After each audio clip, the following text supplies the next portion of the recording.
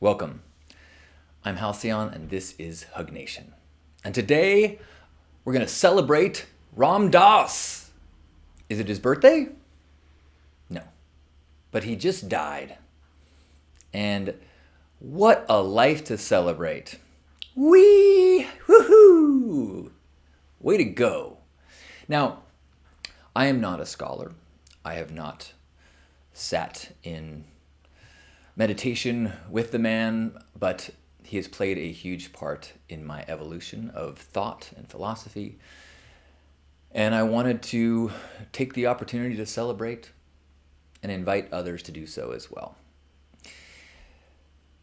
My first exposure, I was given the book Be Here Now. And it was kind of a magical thing to me. It doesn't look like normal books. It doesn't have print like normal books. It's not laid out like normal books. And it felt to me like a artifact from another time, another culture, another way of thinking. And it just felt really mystical to me. I did not devour the book. Like, I know it has played a huge part in many people's lives. To me, it was just like this taste, this tantalizing, something is here that I don't quite understand. Later, I listened to a lecture by him and honestly did not go for it. I'd heard the name. I knew that he was a contemporary of Timothy Leary and so had this psychedelic background. So that seems like my kind of spirituality, right? Anchored in psychedelics. But the one lecture that I listened to at the time was pretty esoteric. It was pretty out there in terms of pondering the self and identity when in context of the other, and who are we without the reflection of the other. And it didn't land for me. And so it was a number of years before I gave him any real attention again. And it was at the Wisdom 2.0 conference. And he spoke at the conference via webcam. Now, let me take a few steps back to give a little context if you're not familiar with this man. He's kind of like the David Bowie of the recent spiritual paths in this recent spiritual world. Because just like David Bowie had these phases, these different looks, these different personalities, Ram Dass had these different phases and personalities. Each one totally authentic and in integrity and just a growth expression in different ways. Early in his life, he was an academic professor, and by his own, admission, pretty power hungry and material driven. Then, after his first mushroom experience, felt this experience of being home in a spiritual sense and became much more connected with love and connection. And then sought out a non-drug way to have that sense of spirituality in his life. Brought him to India, where he found his guru and spent the rest of his life on this devoted path of humility and spiritual growth. And then after becoming kind of a celebrity spiritual speaker, had a significant stroke, lost, the ability to speak and walk, and then had a secondary spiritual, experience for which to speak and teach from after he went through this profound inward journey working through the stroke experience. So, and during the last chapters of his life, very dedicated to, in fact, even before the stroke, very dedicated to the dignity of death and the importance of death and the philosophy of death as it relates to the experience of being human and divine and all these things. Now, okay, so I see him speak at Wisdom 2.0 via webcam, and he was an old man, and the ravages of time, as they say, were apparent, and he spoke very slowly, and he would kind of trail off, and he would speak in these kind of non-linear ways. And the audience loved him so much, and there was such a desire to receive his wisdom. And I know personally, I kind of projected some of my own anxiety onto him. As he would trail off, I would kind of be like, oh no, he's lost it. He's a senile old guy, and he doesn't know what he's talking about. And kind of like, I hope he figures out where he's going with this. And then there was this one time he was speaking, and he said, and it's like we're all just looking for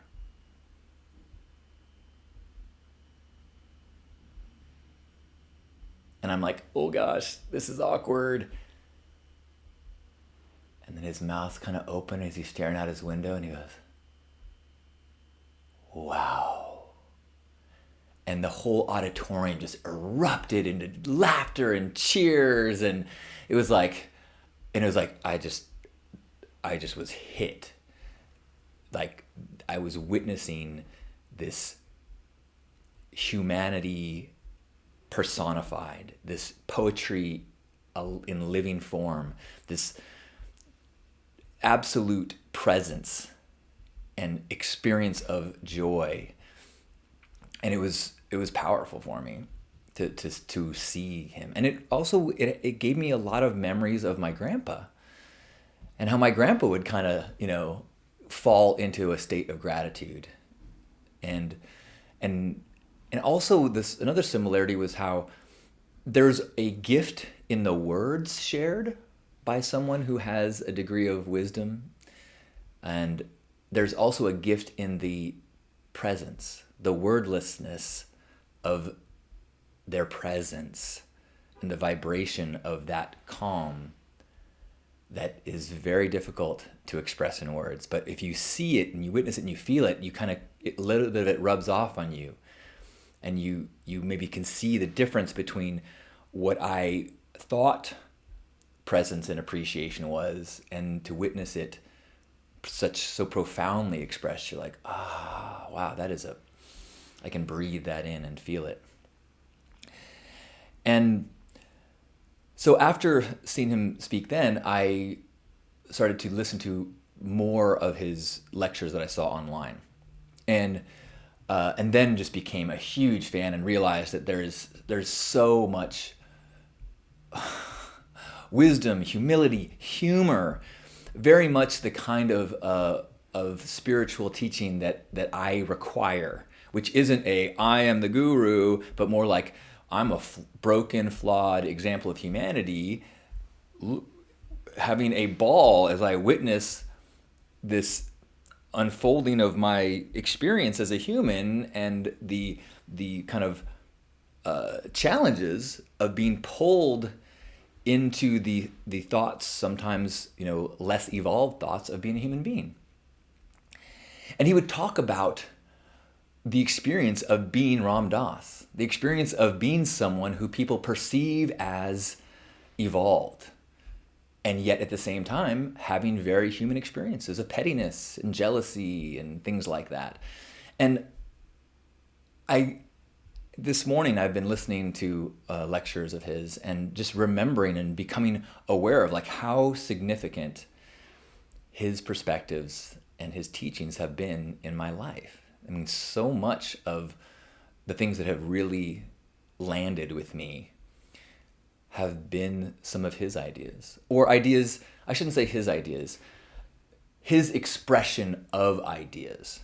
Because he was a student of his guru. He passed on lessons that he learned from channeled entities like Emmanuel, and then his own experiences, having his humanity experiment. He talked a lot about as well his own personal journey, which I also have taken on a lot. As my personal path has been, and my personal kind of mission and my dharma, I feel includes using my life as a platform, and he did the same. And like me, or I should say, I have emulated him in understanding that it requires a vulnerability, and you have to take risks and share the things that are not evolved and inspired, and share all of it as part of the journey, because it in truth that wisdom and the power comes, not from something manufactured and crafted from a manipulative ego place, but from an allowing yourself to be, allowing your truth to be, is where the divine power comes. Interestingly enough, yesterday during my Love Warriors group call, I started talking a lot about this idea of finding, allowing yourself to be, and finding a way to be of service from that place, and the power that comes from that place, as opposed to, the intellect. And I use the example of a doctor can only do so much from the intellectual place. The vast majority of healing happens in this flow of the body's health and rejuvenation and healing that we really don't have any control over. In the same way, there is a flow to life and the universe and our lives that we need to allow. In the same way, we need to allow a certain amount of healing to happen. You can aid it. You can create a optimum environment for it. You can, wipe it down with alcohol and set the bone. But a doctor can't make the bone heal, and we can't make our lives perfect. We have to allow and tune in to the flow that heals our bodies and keeps ecosystems moving and aligns the planets and all that stuff. Sometimes you got to get out of the way. I highly recommend you listen to some lectures, or at the very least, search for quotes by Ram Dass. I feel like you could just take a quote a day and just ponder on some of the ideas that he's expressed, and really make some real serious progress wherever you are in your spiritual path. It is always a good reminder, because that's one of his whole things, is that even as this lifelong practitioner, he's constantly being reconfronted with his humanness.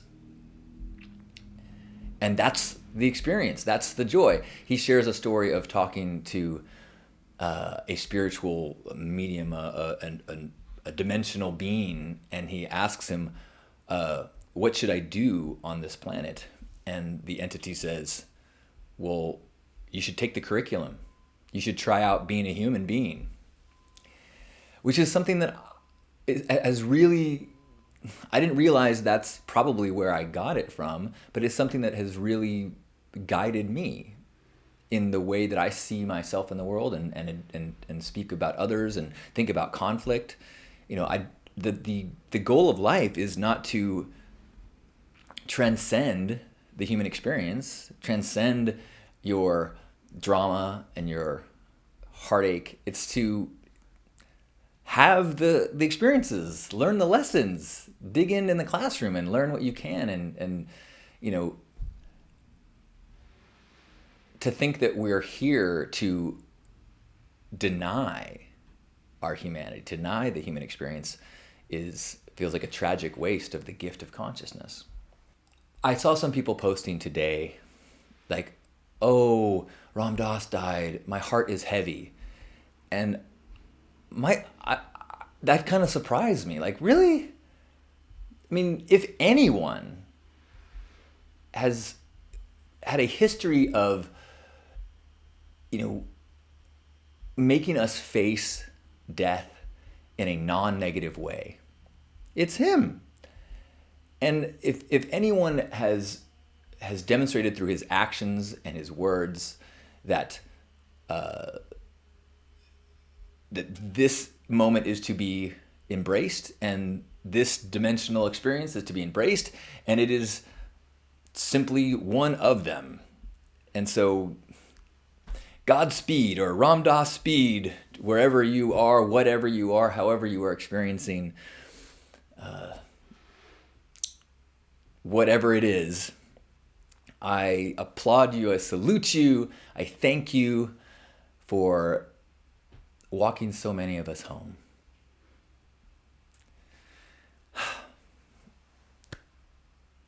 May we all celebrate and have a life like that, to truly embrace wherever we are, to be introspective, to constantly be growing, to find our way eventually to a path of service. Not a path of service that is done in order to give our life meaning, but a path of inner work to get to our authentic self, and then discover that being that authentic self must be an act of service. As we share the gift of what we are and our energies in the world, that is our act of service. As an expression of who we are, not as a way to bring meaning or add value or prove that we have worth. The worth just is, and as we share it, we are of service to all. That is my faith. Thank you, Ram Dass, for helping articulate it and spreading your vibration. It is echoing through the world. If there is a better example of ripples flowing through the world, well, I think we all should embrace them and spread our own. Thank you, thank you, thank you. Thank you for being you. I love you. Thank you for watching. Please like and subscribe, and let's work together. Be a part of my Love Warriors group you can join through my Patreon page, or want to go deep? Another group of the Pink Path is starting soon.